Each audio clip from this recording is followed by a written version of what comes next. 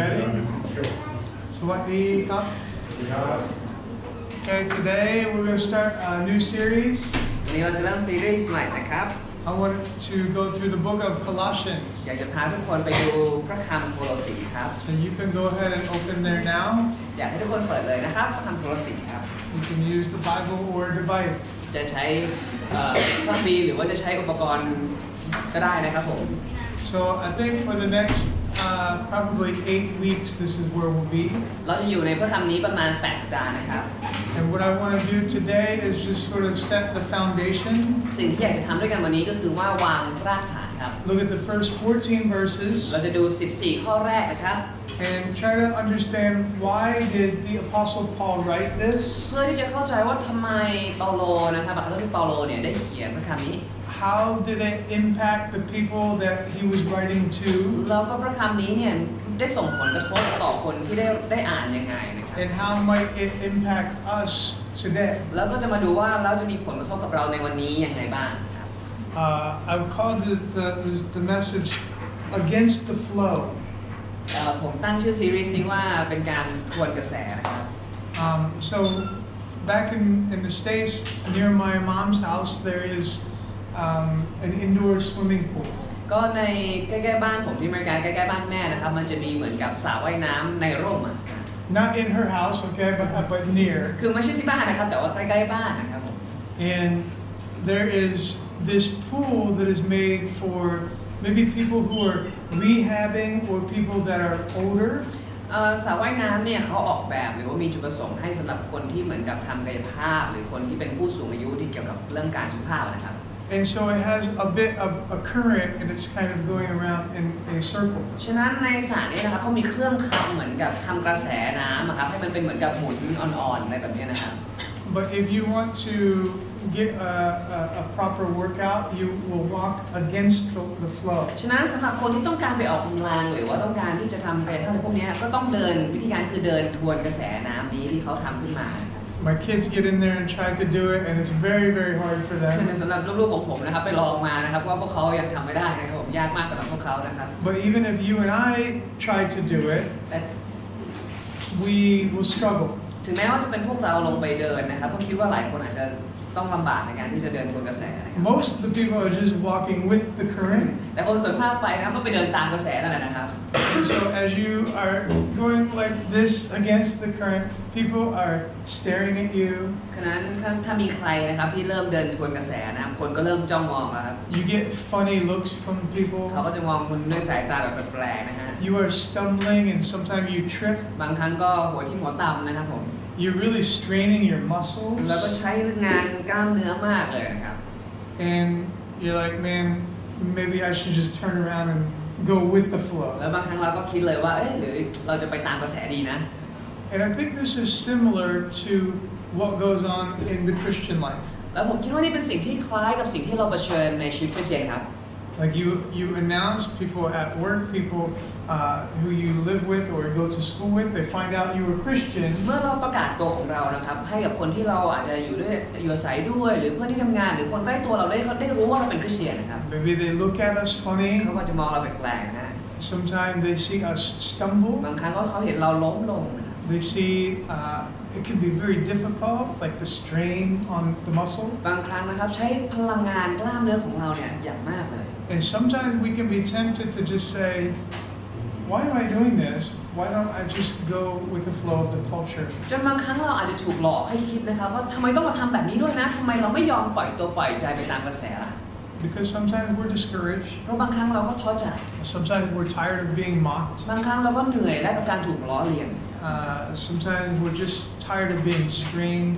mentally, physically, emotionally. เราเหนื่อยที่จะต้องมาเจอกับแรงกดดันทั้งร่างกายจิตใจแล้วก็ความเครียด Relationally. แล้วก็มีความตึงเครียดทางด้านความสัมพันธ์ต่าง And we're looking at everybody else who's completely immersed in culture, immersed in something that's not ๆ Christianity. แล้วเมื่อเรามองไปรอบๆตัวเราเห็นคนต่างๆที่เขากำลังหลงไหลไปตามวัฒนธรรมและสิ่งต่างๆของโลกนี้นะครับ And we can be just like, man, that looks so much easier. แล้วเราอาจจะคิดว่าทุกคนเหล่านี้เขาดูอยู่ง่ายกว่าเราเยอะเลย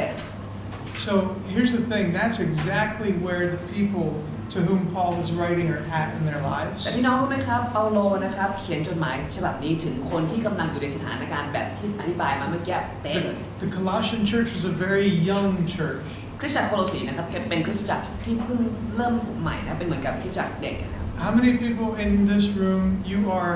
a first generation believer? ในห้องนี้ใครเป็นคนแรกในครอบเป็นเหมือนกับรุ่นแรกในครอบครัวที่มารู้จักพระเจ้าครับ So a good number, maybe half of this room. ก็ประมาณครึ่งกว่า So this whole church is first generation believers. Their parents were not Christians. ก็ส่วนใหญ่คนคริสตจักรโคโลสีนะครับทุกคนนะครับเป็นผู้เชื่อรุ่นแรกหมดเลยนะครับไม่มีพ่อแม่ใครเป็นคริสเตียนมาก่อนนะครับ And so every member of this church in Colossus, they can remember their life before Jesus. ฉะนั้นคนเหล่านี้นะครับเขาจำได้แม่นเลยว่าชีวิตของเขาเนี่ยก่อนที่จะมารู้จักพระเจ้าเนี่ยมันเป็นยังไง And often they find themselves wondering, why is life harder now? แล้วก็จนเขาบางครั้งเขาสงสัยเลยนะครับว่าเอ๊ะทำไมนะมาตอนที่มาเชื่อพระเยซูแล้วชีวิตมันยากขนาดนี้ And there are people coming in and asking them or telling them, it doesn't have to be so hard. แล้วก็มีคนมาบอกพวกเขานะครับว่าจริงๆมันก็ไม่จำเป็นต้องยากขนาดนั้นก็ได้นี่ There are some steps that you can take. There are some other ideas and teaching that you can lean on. จริงๆมันยังมีคนมาบอกพวกเขานะครับว่ามันมีความคิดแบบอื่นๆหรือคำสอนอื่นๆที่พวกคุณสามารถไปยึดได้นะ And it's okay if you follow Jesus, but maybe he's not sufficient. แล้วก็อาจจะมาบอกว่าเนี่ยโอเคตามพระเยซูก็ดีแล้วแต่พระองค์เนี่ยยังไม่พอหรอก So it's exactly for this reason that Paul writes. และด้วยเหตุนั้นเองนะครับเปาโลจึงเขียนจดหมายฉบับนี้ขึ้นมา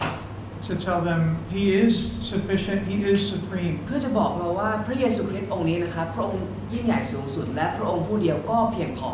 Anytime that somebody sits down and writes a letter, they have a reason for doing so. พี่น้องครับปกติคนเราเวลาเขียนจดหมายนะครับเรามีเหตุผลนะครับไม่ใช่อยู่ๆก็มานั่งเขียนแต่มันต้องมีเหตุผลในการเขียนใช่ไหมครับ And Paul's reason for writing this letter is what's famous called Colossian heresy. แล้วก็เหตุผลของเปาโลนะครับก็คือในภาษาอังกฤษจะเรียกว่า Colossians heresy นะครับหรือว่าคำสอนเท็จในคำสอนนอกข้ออะไรเงี้ยนอกรีดในโคโลสีนะครับ There's false teaching that is making its way into this church and going on around the church. พูดง่ายๆก็คือว่ามันมีคำสอนผิดคำสอนเท็จเนี่ยที่มันแทรกซึมเข้ามาในคริสตจักรใหม่เนี่ยคริสตจักรเมืองโคโลสีนะครับ And as we read through the letter, we become aware of some very specific things that are happening. ฉะนั้นเมื่อเราอ่านพระธรรมโคโลสีด้วยกันนะครับเราจะเห็นประเด็นต่างๆที่แทรกซึมอยู่ข้างในเหล่านี้นะครับ And we'll tackle all of that when we get to it. และเมื่อเราไปถึงแต่ละจุดนะครับเราก็จะจัดการกับปัญหาแต่ละปัญหาไปพร้อมๆกัน But all of the issues, all of the pressure, it comes out of two primary things. พี่น้องครับแต่ว่าในเวลานั้นนะครับประเด็นปัญหาหรือว่าแรงกดดันที่โคโลสีเจอเนี่ยมี2เรื่องใหญ่ๆนะครับ There's this thing called syncretism. อย่างแรกนะครับก็คือการเขาเรียกว่า syncretism หรือว่าการเขาเรียกว่าศาสนาของการรวมทุกสิ่งเข้าไว้ด้วยกัน So yeah, when you combine religion, combine idea, combine culture, you already explained that, didn't you? ก็หมายถึงว่าพูดง่ายๆคือมันเป็นรวมศาสนารวมวัฒนธรรมไม่ใช่แบบอะไรหนึ่งรวมทั้งหมดเลยเป็นอันเดียวอะไรประมาณนี้นะครับ So this word in English is called sync. It's short for syncretism. เคยได้ยินคำว่า sync ไหมครับผมก็คือมันย่อมาจาก syncretism เนี่ยนะครับ sync ก็คือการหมุนเวียนกันแลกเปลี่ยนอะไร Anybody ever heard of NSYNC? เคยได้ยิน The คำว่า boy band? ใครเคยฟังวงดนตรี boy band in sync บ้างไหมครับ Baby ba ba ba. Anybody heard? นั่นแหละฮะ Okay, so they get their name because these 5 pretty boys, when they dance, they are in sync. They are in rhythm with each other. คือที่เขาตั้งชื่อวงอย่างนี้นะครับเพราะว่าหนุ่มๆหน้าสวย5คนนี้นะครับเวลาเขาร้องเพลงแล้วก็เต้นกันเนี่ยเขาเต้นกันแบบว่าสอดคล้องไปพร้อมๆกันเลยนะครับ Justin Timberlake, ใช่ไหม? ก็ Justin Timberlake นะครับ Okay, so for those that don't know Justin Timberlake and NSYNC, we also use this word with technology. พี่น้องครับสำหรับคนที่ไม่รู้จัก Justin Timberlake หรือวง NSYNC นะครับเราใช้คำนี้กับเทคโนโลยีด้วยนะครับผม Right, so we will sync our music, our pictures, our apps, our files. For me, I sync to the iCloud. อย่างเช่นเราจะใช้แบบซิงค์ในไฟล์เพลงหรือต่างๆรูปต่างๆในเทคอุปกรณ์ของเรานะครับสำหรับซึ่งผมเนี่ยใช้ iCloud นะครับ When I get in the vehicle, it has a Bluetooth radio and automatically my iPhone syncs to the radio. แล้วก็ในรถของผมนะครับมีบลูทูธนะครับเพราะฉะนั้นเมื่อเปิดวิทยุขึ้นมานะครับมันก็จะซิงก์กับมือถือของผมเลยแล้วก็เปิดเพลงที่อยู่ในมือถือผมนะครับ Okay, so we understand this idea of syncing. ฉะนั้นเราเข้าใจคำนี้แล้วเนาะคำว่า sync นะครับผม Is to put all of these different things in the same place. พูดง่ายๆก็คือการนำทุกอย่างจากที่ต่างๆเนี่ยมารวมไว้ในที่เดียวกันนะครับ And this is the dominant culture at this time. They're telling Colossians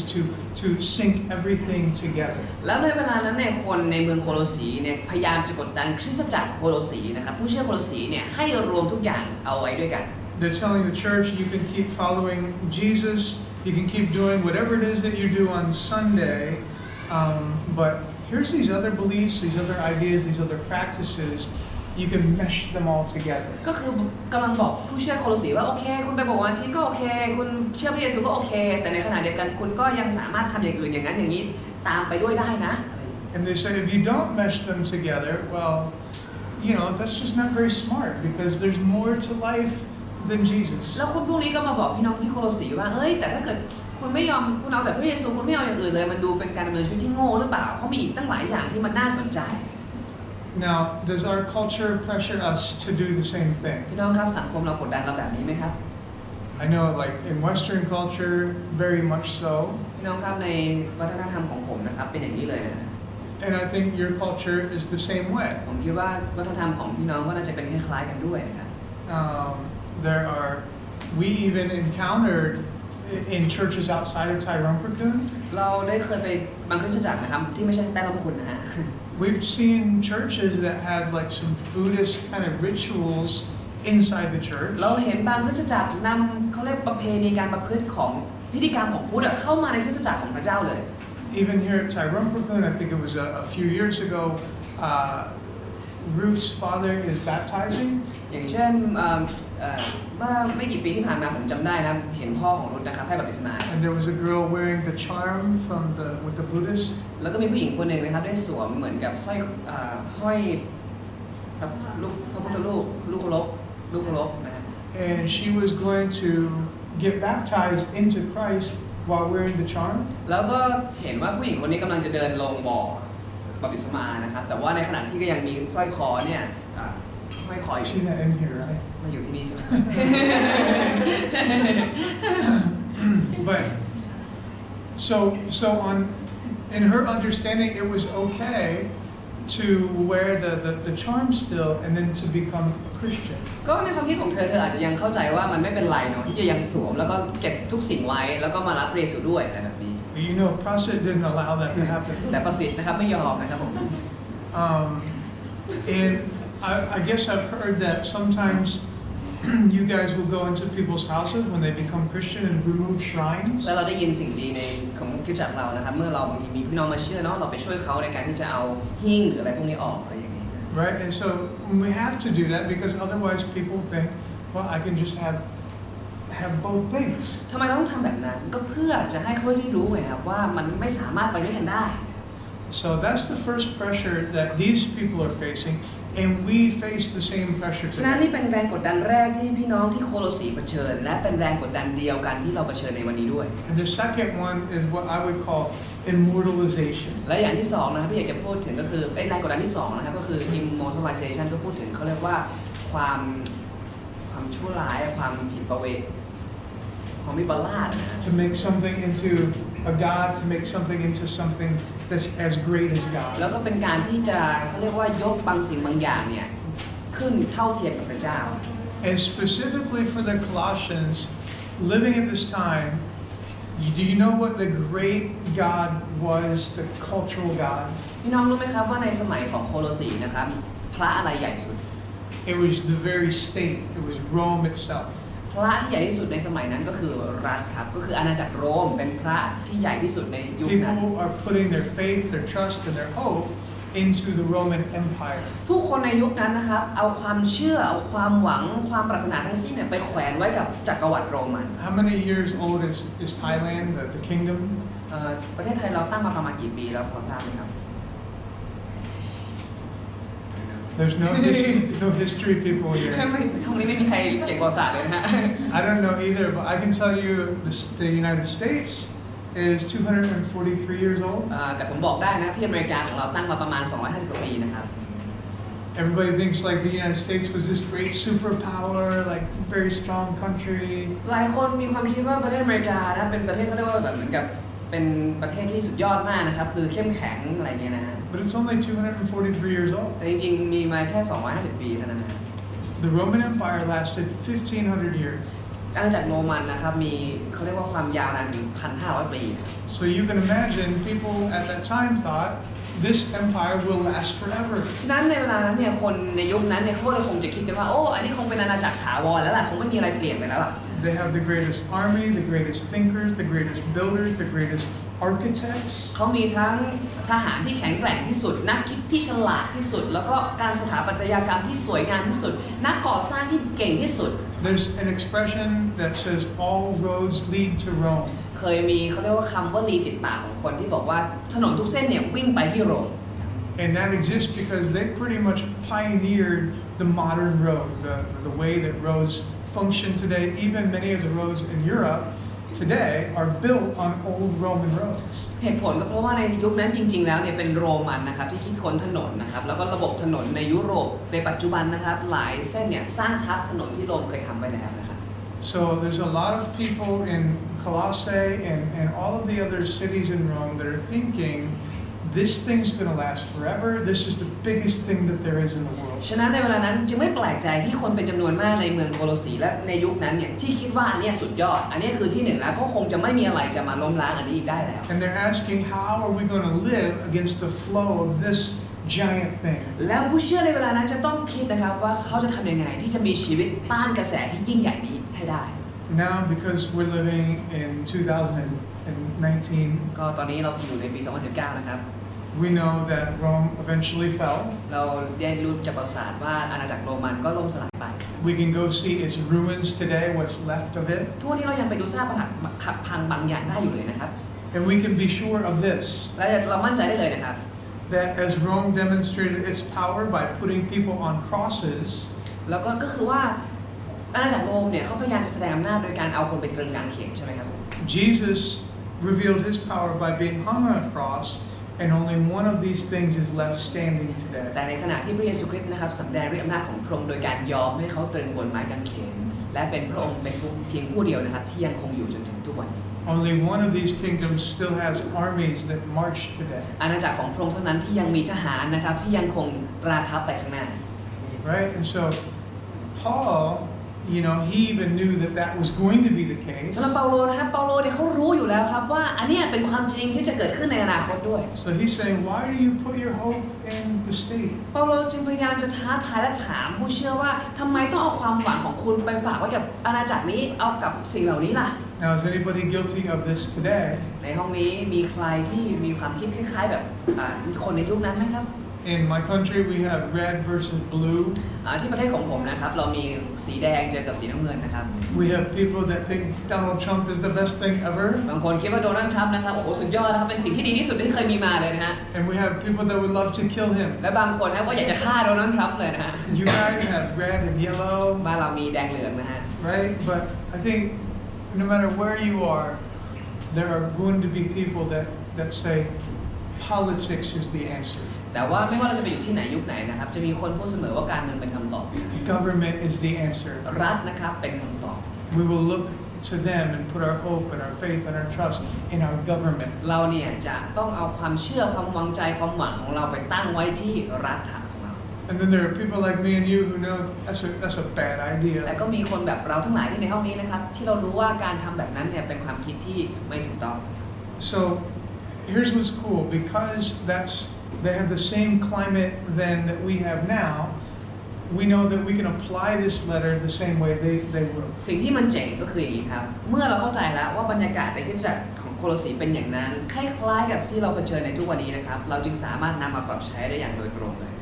So Paul is writing this letter to tell them don't cave in to society. แล้วเปาโลกำลังบอกว่าอย่ายอมแพ้ต่อกระแสสังคม Keep swimming against the current. จงว่ายทวนกระแสต่อไป And Paul, he knows that it's hard because he's writing this letter from prison in Rome. และเปาโลนะครับพูดเรื่องนี้ได้ดังกว่าใครเลยเพราะเขาเขียนจดหมายฉบับนี้ออกมาจากคุกในโรมนะครับผม He He says, but you've got to stand firm in the gospel, stand firm in Christ, and stand firm in who God has made you to be. ให้เรายืนหยัดมั่นคงในข่าวดีให้เรายืนหยัดมั่นคงในพระเยซูและยืนหยัดมั่นคงในผู้ที่พระเจ้าสร้างให้เราเป็น Okay, so with all that said, that's the intro. ทั้งหมดที่พูดมานะครับบทนำครับ Let's go ahead and start here in verse 1. เราเริ่มต้นข้อ 1 กันเลยแล้วกัน 1 นะ and ครับ 2. ข้อ 1 ข้อ 2 นะครับเดี๋ยวผมจะอ่านให้พี่น้องฟังนะครับพี่น้องดูตามนะครับบอกว่าเปาโลอัครทูตของพระเยซูคริสต์ตามพระทัยของพระเจ้าและทิโมธีน้องชายเรียนธรรมิกชนและพี่น้องที่เชื่อในพระคริสต์ณเมืองโคโลสีขอให้พระคุณและสันติสุขจากพระบิดาเจ้าของเราจงดำรงอยู่กับท่านเถิด Okay, so Paul, he is an apostle, and that means he is especially set apart. เปาโลนะครับเป็นอัครทูตของพระเยซูคริสต์นะครับหมายถึงเปาโลกำลังบอกว่าเนี่ยเขาเนี่ยเป็นคนที่ถูกแยกไว้เพื่อพระคริสต์นะครับ We talked about that with the testing of the spirits. There are people today that'll say, "Oh, have you met my friend? He's an apostle." คือเราได้คุยกันเป็นเรื่องนี้เป็นแล้วในช่วงที่เราเรียนเรื่องการพิสูจน์วิญญาณเนาะว่าบางคนในยุคนี้ก็ยังอ้างตัวเป็นอัครทูตพิเศษของพระเจ้าอะไรอยู่นี่นะ Here's some more advice about that. If somebody ever introduces somebody else as an apostle, run. ครับผมขอแนะนำนะครับถ้ามีใครมาแนะนำตัวว่าผมชื่ออัครทูตนั่นนี่นะครับวิ่งหนีเลยนะฮะ Because there were 13 of these guys. เพราะจริงๆแล้วคนที่เป็นอัครทูตที่พระเยซูแต่งตั้งจริงๆมี13 คน One of them betrayed Jesus and hung himself. คนหนึ่งนะครับได้เขาเรียกว่ากบฏต่อพระเยซูนะครับแล้วก็แขวนคอตายไปแล้วนะ And Paul was kind of the last one to be added. แล้วเปาโลนะครับก็ถูกเพิ่มเข้ามานะครับในกลุ่มนี้นะ And after Paul dies, there are no more apostles. แล้วก็ในเชิงที่เป็นอัครทูตแบบพิเศษที่ได้รับการแต่งตั้งโดยตรงลักษณะนั้นนะครับก็ไม่มีแล้วหลังจากนั้นนะครับ And I like how he says by the will of God. It's by God's will and not Paul's will that he had the status. แล้วก็ให้เราดูนะครับมันน่าสนใจที่เขาบอกว่าเป็นอัครทูตของพระเยซูตามพระทัยของพระเจ้าคือเปาโลบอกว่าเขาไม่ได้ตั้งตัวเองนะแต่พระเจ้าทรงตั้งเขา Because the will of Paul before he met Jesus was to kill people that follow Jesus. เพราะถ้าเกิดจะเอาตามใจของเปาโลนะครับก่อนที่เปาโลจะรู้จักพระเยซูใจของเขาคืออะไรฮะฆ่าคริสเตียนถูกไหมฮะ But the will of God was to take somebody even like that and turn him into this great apostle. แต่น้ำพระทัยของพระเจ้ายิ่งใหญ่มากที่จะเอาแม้แต่คนแบบนั้นเนี่ยให้มาเป็นคนที่จะประกาศพระนามของพระองค์ในฐานะอัคร And ทู then ต he includes some guy named Timothy. แล้วก็เปาโลก็พูดถึงทิโมธีด้วยนะครับ So Timothy was a friend and a brother and kind of somebody who was mentored by Paul. ทิโมธีเนี่ยเป็นเหมือนกับพี่น้องเป็นเหมือนกับน้องของเปาโลนะครับเป็นคนหนึ่งที่เปาโลเขาเรียกว่าอะไรเป็นน้องเลี้ยงนะเป็นคนที่เปาโลสร้างคนนี้ So Paul kind of says this letter is from me and Timothy. ฉะนั้นเปาโลกำลังบอกว่าจดหมายนี้นะครับเปาโลกับทิโมธีนะครับช่วยกันเขียน And he says it's to the saints and the faithful brothers and sisters in Christ. แล้วก็เป็นจดหมายที่เขียนถึงธรรมิกชนและพี่น้องที่เชื่อในพระคริสต์ในภาษาอังกฤษใช้คำว่าพี่น้องที่สัตย์ซื่อในพระคริสต์ Now when I say the word saint, how many of you guys think of yourself as a saint? ในห้องนี้เวลาพูดคำว่าธรรมิกชนนะครับมีใครคิดถึงตัวเองว่าเราเป็นคนธรรมิกชนไหมฮะ At least in English, when we use the word saint, it kind of sounds like a saint versus sinner. คือในภาษาอังกฤษนะครับคำว่าเซนต์หรือคำว่าธรรมิกชนเนี่ยมักจะเป็นคำที่คนคิดเทียบกันระหว่างคำว่าธรรมิกชนกับคนบาป And a saint would be like somebody that's thought of as, man, they just live a perfect life. แล้วเราก็มีเขาเรียกว่าความคิดว่าธรรมิกชนนี่ต้องเพอร์เฟกต์นะฮะ Does that translate for you guys or not ของ so ของ much? ไทยเราคิดแบบนี้กันไหมฮะ So your word for saint makes everybody feel like they're a saint. I mean the English version has more connotation. Okay. So here's the thing, like when he uses that word, people from my culture think, I'm not that. คือเมื่อใช้คำนี้นะครับคำว่าเซนเนี่ยคนในวัฒนธรรมของผมนะถ้ามีคือไม่มีใครคิดหรอกว่าตัวเองเป็นธรรมิกชน But when Paul uses that word in Greek, it means like literally holy one, set apart one. แต่จริงๆเมื่อเปาโลใช้คำนี้นะครับในภาษาอังกฤษก็คือหมายถึงคนที่เป็นคนบริสุทธิ์นะคนที่แยกไว้เฉพาะสำหรับพระคริสต์นะ And it doesn't mean you're living the most holy life. It means that God has made you holy. แล้วก็ไม่ได้เป็นคำที่หมายความว่าโอ้โหคุณดำเนินชีวิตโอ้โหบริสุทธิ์เรียบร้อยพร้อมเพียบพร้อมทุกอย่างครับแต่หมายถึงว่าพระเจ้าเนี่ยเป็นผู้ทำให้คุณเนี่ยชำระคุณให้บริสุทธิ์แล้ว So a saint is everybody that follows Jesus. ง่ายๆธรรมิกชนคือทุกคนที่ตามพระเยซู Okay, what about Colossae? So this is just sort of a picture of the ruins. อันนี้เป็นภาพของซากปรักหักพังของเมืองโคโลสีนะฮะ Yeah. So I like to show these pictures because I think we need to be reminded that these are real places and real people that Paul wrote to. ผมชอบเอารูปมาโชว์เพราะอะไรครับเพราะมันเป็นแบบว่าเหมือนกับทำให้เราได้รู้ว่านี่มันเป็นเรื่องจริงนะมันเป็นสิ่งที่เกิดขึ้นในประวัติศาสตร์ You're like, well, man, it's just like 5 rocks. บางคนอาจจะบอกว่านี่มันก้อนหิน5 ก้อนเองไม่ใช่อะไรมันทับกันเนี่ย Well, that's the point. That Rome is decimated. That this is the kind of thing that's left from something that was as powerful as Rome. แต่นั่นก็คือประเด็นด้วยนะครับเพราะว่าสิ่งกำลังจะแสดงให้เห็นว่าสิ่งที่เข้มแข็งยิ่งใหญ่อย่างอาณาจักรโรมันนะครับปัจจุบันเหลือแค่ก้อนหิน5 ก้อนเนี่ย But actually, by the time that Paul wrote to the people here, the city is not what it used to be. พี่น้องครับในตอนที่เปาโลเขียนจดหมายฉบับนี้นะครับเมืองมันก็ไม่ได้หน้าตาเป็นเหมือนกับในเขาเรียกว่าอะไรมันก็มีการเปลี่ยนแปลงตลอดนะ It wasn't really like Bangkok at this time. It was more like Mungkala. ในเวลานั้นเนี่ยที่เมืองโคโลสีเองเนี่ยมันยังไม่ได้พัฒนาไปถึงขนาดที่จะเป็นแบบกรุงเทพนะครับอาจจะประมาณมวกเหล็กอะไรอย่างนี้นะ One more thing I want you to see in verse 2. Grace to you and peace from God our Father. อยากให้ดูด้วยกันนะครับในวลีนี้นะครับประโยคนี้บอกว่าขอให้พระคุณและสันติสุขจากพระบิดาเจ้าของเราจงดำรงอยู่กับท่านเถิด So in the ancient world, there are 2 kinds of people that exist. ในโลกสมัยโบราณนะครับมีคน2 ประเภทเท่านั้นนะครับ There are people who are Jewish, and there's everybody else. ก็คือมีคนยิว1 ประเภทใช่ไหมครับอีกประเภทหนึ่งก็คือคนต่างชาติก็คือทุกคนที่ไม่ใช่ยิวนะครับ So everybody within the Roman Empire who is not Jewish,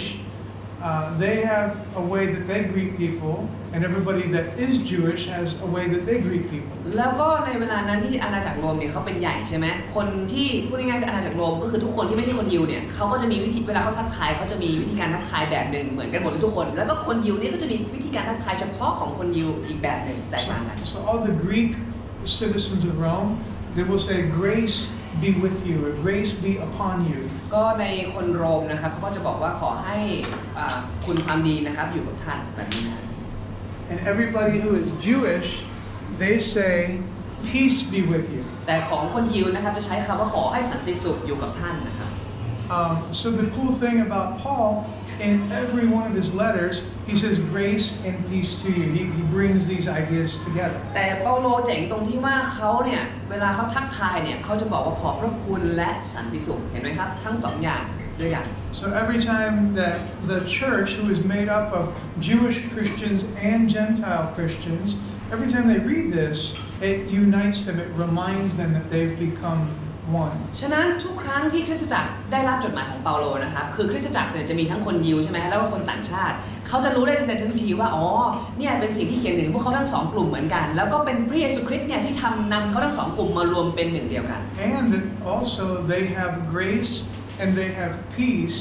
in a way that they've never experienced these things before. และในขณะเดียวกันนะครับพวกเขาเนี่ยได้สัมผัสและรู้จักกับพระคุณและสันติสุขในลักษณะที่พวกเขาไม่เคยได้รู้จักและสัมผัสมาก่อน Okay, now let's read 3 to 8. ข้อ 3 ถึงข้อ 8 นะครับบอกว่าเราขอบพระคุณพระบิดาเจ้าของพระเยซูคริสต์เจ้าของเราเสมอเมื่อเราอธิษฐานเพื่อท่านทั้งหลายเพราะเราได้ยินถึงความเชื่อของท่านในพระเยซูคริสต์และเรื่องความรักซึ่งท่านมีต่อธรรมิกชนทั้งปวงโดยเหตุซึ่งมีความหวังอันสะสมไว้สำหรับท่านในสวรรค์ซึ่งเมื่อก่อนท่านเคยได้ยินมาแล้วในคำแห่งความจริงคือข่าวประเสริฐซึ่งแผ่แพร่มาถึงท่านดังที่กำลังเกิดผลและทวีขึ้นทั่วโลกเช่นเดียวกับที่กำลังเป็นอยู่ในตัวท่านทั้งหลายด้วยตั้งแต่วันที่ท่านได้ยินและเข้าใจในพระคุณของพระเจ้าตามความจริงดังที่ท่านได้เรียนจากเอปาฟัสซึ่งเป็นเพื่อนร่วมงานที่รักของเราเขาเป็นผู้ที่เอาใจใส่ปฏิบัติพระคริสต์เพื่อพวกเราจริงๆและเขาได้เล่าให้เราฟังถึงความรักที่ท่านมีอยู่ในพระวิญญาณด้วย Okay, so here as Paul expresses thanks, we learn about what kind of church this is and how this church came to exist. ก็ในข้อ 3-8 นะครับเราเห็นเปาโลขอบคุณพระเจ้าใช่ไหมครับแล้วก็คำขอบคุณพระเจ้าของเปาโลนี่เองก็ทำให้เราเข้าใจว่าคริสตจักรโคโลสีเนี่ยก่อตั้งหรือมีที่มาอย่างไง So let's start with the second. How did this church come to be? เรามาดูกันนะครับว่าคริสตจักรโคโลสีมันเกิดขึ้นมาได้ยังไง So you don't have to turn there, but in Acts chapter 19, พี่น้องไม่ต้องเปิดก็ได้นะครับแต่ในกิจการบทที่ 19 นะครับ that's where this church actually begins. เป็นจุดเริ่มต้นของคริสตจักรโคโลสีครับ Because Paul had traveled to this city called Ephesus. เพราะในเวลานั้นเปาโลเดินทางไปที่เมืองหนึ่งชื่อว่าเมืองเอเฟซัส And this was the second largest city in the empire behind Rome. แล้วก็เอเฟซัสนะครับเป็นเมืองที่ใหญ่เป็นอันดับ2ในจักรวรรดิโรมนะรองจากของโรมเนี่ยเป็นอันดับ2 So Paul, he goes there and preaches the gospel for nearly 3 years. แล้วเปาโลใช้เวลาประกาศข่าวดีของพระเยซูคริสต์ที่เอเฟซัสเนี่ย3 ปีนะ And because so many people, it was a trade route, it was a trade city, all kinds of people passed through, and therefore all kinds of people heard the gospel. และเนื่องจากเมืองนี้นะครับเป็นเหมือนกับเมืองที่เขาเรียกว่าอะไรเมืองค้าขายมีคนเข้าออกตลอดเวลาใช่ไหมเพราะฉะนั้นมีคนเป็นจำนวนมากเลยทีเดียวที่ได้ยินเรื่องข่าวประเสริฐ And you know, the response to the gospel was either reception, like, oh, this is great, I believe. แล้วเมื่อเราได้ยินข่าวดีใช่ไหมครับมันก็มีการตอบสนองอยู่ไม่อย่างนะครับอย่างแรกก็คือเราโอ้ดีมากเลยต้อนรับเอาเลยใช่ไหมครับข่าวดี There were others that took Paul's ideas and copied them, and so they kind of emulated what he was doing. หรือบางคนก็แอบเอาความคิดของเปาโลก็ไปเปลี่ยนแปลงนิดหน่อยก๊อปปี้นิดหน่อยอะไรประมาณนี้นะฮะ But there was also rejection, people just shaking their heads and saying, no, not for me. แต่บางคนก็ปฏิเสธเลยนะแบบสายหูอะไรบอกว่านี่ไม่ใช่สำหรับผม And then even there would be riots. แล้วก็มีถึงขนาดมีการก่อกบฏด้วยนะครับผมแบบปฏิวัติอะไรเงี้ย By the way, there are 7, Jesus himself wrote 7 letters to 7 churches in the book of Revelation. แล้วก็เป็นหมายเหตุไว้นะครับจริงๆพระเยซูเนี่ยได้เขียนจดหมาย7 ฉบับถึงคริสตจักร7 คริสตจักรในพระคำวิวรณ์นะครับ Every one of those churches came out of Paul's preaching in Ephesus. ทั้ง7 คริสตจักรนะครับที่อยู่ในวิวรณ์เนี่ยเริ่มต้นมาจากการที่เปาโลประกาศข่าวดีที่เมืองเอเฟซัสครับ So we're told about this guy named Epaphras. เราได้ดูในข้อนี้มันจะมีคนหนึ่งที่ชื่อเอปาฟัสนะครับเห็นไหมฮะ And this gives us a pretty good idea of how the church at Colossae started. ก็เป็นจุดที่ทำให้เราเข้าใจนะครับว่าคริสตจักรโคโลสีเริ่มต้นมาได้ยังไง This guy was there, he heard the gospel, he believed the gospel, he was baptized, he goes back to his city where he's from, and he tells everybody he knows. พูดง่ายๆนะครับชายคนนี้เอปาฟัสเนี่ยไปได้ยินข่าวประเสริฐที่เมืองเอเฟซัสครับแล้วก็เชื่อพอเชื่อรับบัพติศมาได้รับการเปลี่ยนแปลงกลับมาที่บ้านตัวเองนะครับเล่าให้ทุกคนฟังถึงเรื่องข่าวประเสริฐเรื่องพระเยซูคริสต์ครับ And he probably had the same response that Paul did. He got some eye rolls, he got some confusion, he got some disbelief and rejection, but he also got some people who believed. แล้วก็น่าจะเป็นปฏิกิริยาคล้ายๆกับที่เปาโลเคยได้รับเนาะบางคนก็มองบนบางคนก็ปฏิเสธบางคนก็อะไรต่างๆนานานะครับแต่ก็มีคนที่เชื่อด้วยเช่นเดียวกัน And then a church was born. และในที่สุดนะครับคริสตจักรของพระเจ้าก็ถือกำเนิดขึ้นครับ And so he travels back all the way to Rome, which is 1,000 miles. แล้วก็คนนี้นะครับเดินทางกลับไปที่โรมนะครับซึ่งระยะทางเนี่ยประมาณ 1,000 ไมล์เลยครับผม Because he has to talk to Paul about some of the pressures that we talked about that they're facing. เพราะอะไรครับเพราะเขาต้องการจะไปคุยกับเปาโลถึงปัญหาแรงกดดันที่พวกเขาต้องเจอ So again, there's pressure to add to the gospel and to not see Jesus as being sufficient. แล้วก็คือพวกเขาต้องเผชิญแรงกดดันมากว่าคือพระเยซูแบบมีคนมากดดันว่าพระเยซูผู้เดียวเนี่ยไม่พอนะอะไรอย่างเงี้ย And so Paul, he had to write to address these things. เปาโลจึงเขียนจดหมายนี้เพื่อจะแก้ปัญหา There's this constant, relentless pressure that they would add to the gospel, and so he begins to address that by first letting them know, I'm praying for you. อย่างแรกนะครับที่เปาโลทำในการแก้ปัญหานะครับเปาโลอยากให้ทุกคนที่เมืองโคโลสีเข้าใจนะครับว่าอย่างที่หนึ่งเลยนะครับเปาโลอธิษฐานเพื่อพวกเขานะ And he says, when I pray for you, I give thanks to God for what the gospel is doing in your lives. และเปาโลบอกว่าเมื่อเราอธิษฐานเพื่อท่านทั้งหลายเราได้ยินถึงสิ่งที่พระกิตติคุณของพระเจ้าข่าวดีทำงานในชีวิตของทุกๆคน How the gospel is bearing fruit in your life. บอกว่าข่าวดีเรื่องข่าวประเสริฐเนี่ยได้เกิดผลในชีวิตของทุกๆคนเนี่ย And he even paints a picture of what good fruit looks like. แล้วก็ได้มีโอกาสเปาโลก็อธิบายด้วยนะครับว่าผลแห่งข่าวประเสริฐที่เป็นผลดีเนี่ยคืออะไร If you look back at verses 4 and 5, ดูข้อ 4 ข้อ 5 นะครับ he talks about their faith in เห็น Christ, ไหมครับได้เห็นถึงความเชื่อในพระคริสต์นะครับ the love they have for all of the saints, เห็นถึงความรักที่มีต่อธรรมิกชนนะครับ and it's because of the hope laid up for them. แล้วก็มีความหวังที่สะสมไว้ให้กับพวกเขาทั้งหลายด้วย So just talk about those 3, and then we'll conclude for today. สำหรับวันนี้เราจะพูดถึง3สิ่งเมื่อกี้นะครับแล้วก็ปิดท้ายแล้ว So we see those 3 words: faith, hope, and love. เราเห็น3คำนี้ใช่ไหมครับความเชื่อความรักและความหวัง Does anybody have something in your house that says faith, hope, and love? ที่บ้านใครมีติดแขวนไว้ไหมครับว่าความเชื่อความรักความหวังของเขานะ Yeah, because we're in Thailand, right? ที่เมืองไทยคงไม่ค่อยมี So if you go to like most American houses, and I'm talking Christians and แต่ non-Christians, ถ้าพี่น้องไปที่บ้านที่ประเทศอเมริกานะครับผมพูดถึงทั้งบ้านที่เป็นคริสเตียนและบ้านที่เป็นคริสเตียนนะ you will see like some piece of art or some coffee mug, and it'll say faith, hope, and คุ love. ณจะเห็นได้เลยนะครับว่าที่บ้านของแทบทุกหลังเนี่ยจะมีเหมือนกับศิลปะหรือว่าในแก้วน้ำเนี่ยจะเขียนเลยนะว่าความเชื่อความหวังความรักนะครับ And you know these words appear together a lot in Paul's writings. แล้วเปาโลชอบมากเลยนะครับที่จะนำ3คำนี้มาใช้ด้วยกันในจดหมายของเปาโลเอง And the reason for that is because it's kind of a shorthand. It's a way for Paul to abbreviate. แล้วเป็นเหมือนกับที่สาเหตุนะครับเพราะเปาโลใช้3คำนี้เหมือนกับตัวย่อครับ What a genuine Christian looks like. เพื่อจะเหมือนกับสรุปแล้วว่าคริสเตียนจริงๆแล้วหน้าตาประมาณนี้แหละ A genuine Christian has faith. คือคริสเตียนแท้ต้องมีความเชื่อ A genuine Christian has hope. คริสเตียนแท้ต้องมีความหวัง And a genuine Christian loves God and loves people. และคริสเตียนแท้ต้องรักพระเจ้าและรักพี่น้อง So yeah, this series of words, it shows up in 4 of his letters, and each time he's saying, here's what a child of God exhibits. เปาโลใช้คำเหล่านี้นะครับที่มารวมๆกันเนี่ยใช้ในจดหมาย4ฉบับของท่านนะครับและทุกครั้งที่เปาโลใช้นะครับโยงเกี่ยวกับเรื่องการเป็นลูกของพระเจ้าตลอด So Paul tells these guys, I'm so thankful to see this. แล้วเปาโลกำลังบอกคนเหล่านี้ว่าโอ้โหขอบคุณพระเจ้าเหลือเกินนะครับที่ได้เห็นสิ่งเหล่านี้ในชีวิตของพี่น้อง I'm so happy to see that you did not just respond to the gospel and say, yes, I believe,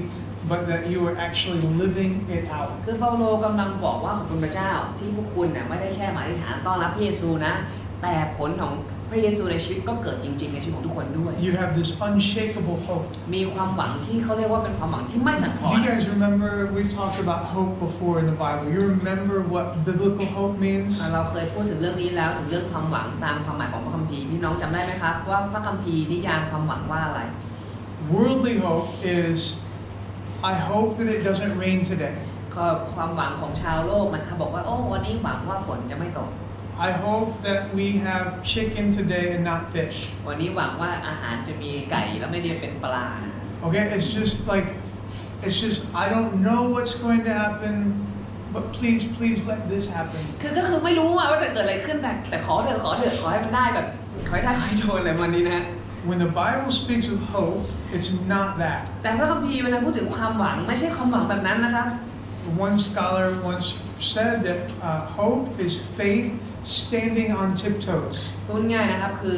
มีคนหนึ่งเคยให้นิยามความหวังบอกว่าความหวังตามความหมายของพระคัมภีร์นะครับเหมือนความเชื่อกำลังยืนเขย่ง It is a certain expectation about what is going to happen, even though it hasn't happened yet. คือเคยเห็นคนคือยืนเขย่งมองรอบางสิ่งบางคนกำลังมาไหมแบบนั้นนะคือมั่นใจว่ากำลังมาแน่นอนแต่คือตอนนี้ยังรออยู่อะไรแบบนี้ So that's the kind of hope that they have when it comes to their hope in heaven. They know it's a reality. It's just not a reality yet. ฉะนั้นเมื่อพูดถึงความหวังเกี่ยวกับแผ่นดินสวรรค์นะครับก็เลยเป็นเหมือนอย่างเงี้ยพวกเราที่แบบรู้ว่ามาแน่แต่คือยังมาไม่ถึงก็เลยแบบเขย่งรอแบบอยากเห็นมากแล้วอะไรประมาณนี้นะครับ So they're exhibiting that kind of hope. They're loving each other. Their faith, their trust, their hope is in Jesus. ฉะนั้นเราจึงเห็นความเชื่อความหวังความรักของคนเหล่านี้ที่แท้จริงในชีวิตของโคโลสี So let me just practically ask 3 quick questions for self-reflection. ก็สุดท้ายจะฝากคำถามไป3คำถามให้ทุกคนกลับไปไข้ควร First, is Jesus the sole object of my faith? ลองกลับไปถามดูนะครับว่าพระเยซูคริสต์เป็นผู้เดียวที่เราเชื่อวางใจหรือไม่ Right? I mean, it's a question we all have to ask. Am I putting faith in this, and this, or just in Him? ก็คือพูดง่ายๆว่าความเชื่อของฉันอยู่ใน1 2 3 4 5หรือว่าความเชื่อของฉันอยู่ในพระเยซูผู้เดียว Second question, do I have a certain expectation of future glory? อย่างที่2นะครับความหวังของฉันเนี่ยอยู่ที่ศักดิ์ศรีที่จะปรากฏในภายหน้าหรือไม่ If heaven to you is just something that you think might happen, but you're not really sure, you kind of hope for it, but have no certainty about it. หรือบางคนอาจจะรู้สึกว่าความสวรรค์สำหรับเขานะเป็นแค่เหมือนกับความหวังว่าอาจจะมีก็ได้ไม่มีก็ได้อะไรแบบนี้ Then your life in Christ is not going to be that powerful. ถ้าความหวังสำหรับแผ่นดินสวรรค์ของ พี่น้องไม่ชัดเจนนะครับชีวิตในพระคริสต์ก็จะไม่ชัดเจนเหมือนกัน But if all of us know we're just here for a blink of an eye, แต่ถ้าเรามั่นใจนะครับว่าเราอยู่ที่นี่แค่ชั่วคราว and we're going to spend the rest of eternity with Jesus in His glory, และเราจะใช้ชีวิตนิรันดร์กับพระเยซูคริสต์ในพระสิริของพระองค์ then we're not going to play around while we're here. เราจะไม่ใช้เวลาในโลกนี้เพื่อเล่น We're gonna make the most of the little time that we have. ๆเราจะใช้เวลาที่เรามีในโลกนี้อย่างคุ้มค่าที่สุด And we're going to be bold and we're going to be courageous. เราจะเป็นคนที่หนักแน่นเข้มแข็งกล้าหาญ And we're going to,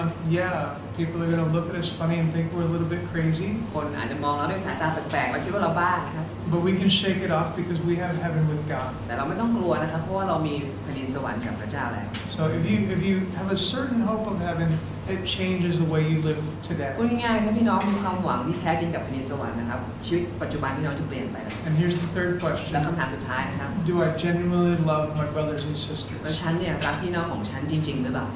Do we really love the church? เรารักคริสตจักรของพระเจ้าจริงๆหรือเปล่า Because out of all the things that Paul talks about in his letters, even in Corinthians where he says faith, hope, and love are a really big deal, but he says, what is the greatest of these?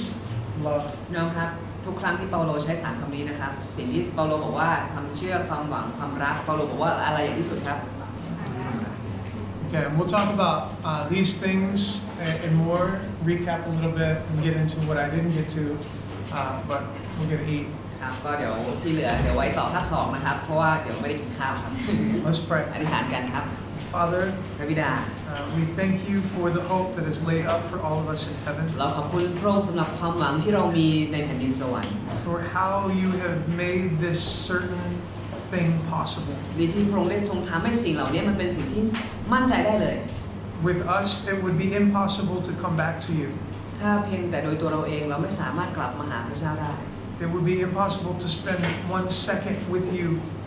in your kingdom. มันเป็นไปไม่ได้เลยที่เราจะใช้แม้แต่วินาทีกับพระองค์ในแผ่นดินสวรรค์ But with the blood of Jesus Christ แต่โดยพระโลหิตของพระเยซูคริสต์ and our faith in Him, และความเชื่อในพระองค์ you have made it more than possible. พระองค์ทำให้มันยิ่งกว่าเป็นไปได้ You have rendered it certain. พระองค์ทำให้มันแน่นอน So help us to not just be people that have this initial response. พระเจ้าขอช่วยเราไม่เป็นคนที่เหมือนกับตอบสนองแค่ผิวเผิน Help us to be a people who continues in faith. แต่เป็นคนที่จะดำเนินต่อไปในความเชื่อ And on account of this faith and on account of this hope, we will love people. และด้วยความเชื่อและความหวังที่เรามีเราจะรักผู้คน And we will especially love the people who are just like โดย us, เฉพาะอย่างยิ่งคนที่เป็นเหมือนเรานี่แหละ who have been made new in ก็ Christ. คือคนที่ถูกสร้างใหม่ในพระคริสต์ Because if we cannot love one another, เพราะถ้าเรายังรักซึ่งกันและกันไม่ได้ we can never love the dying world. เราคงไม่สามารถรักโลกนี้ที่กำลังไปสู่ความตายได้ใช่ไหม So help us to